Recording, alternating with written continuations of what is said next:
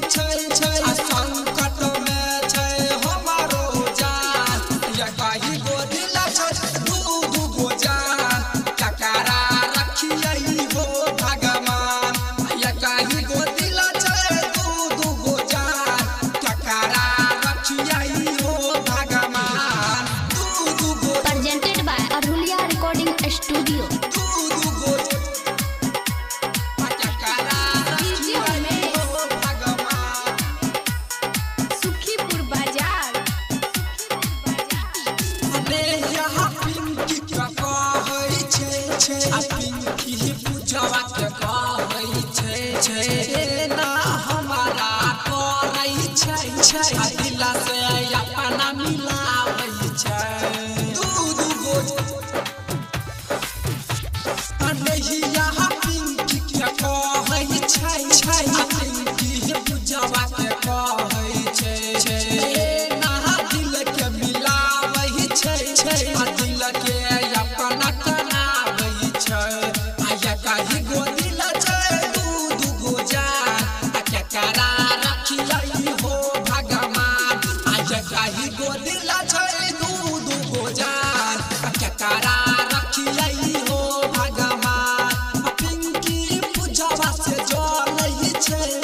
पूजवा पिंकी से जलै छै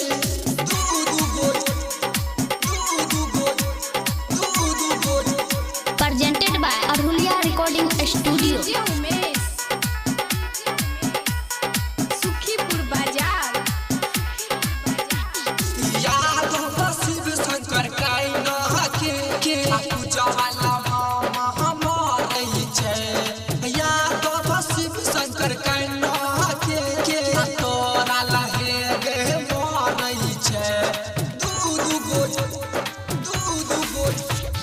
सिंगर मुकेश यादव के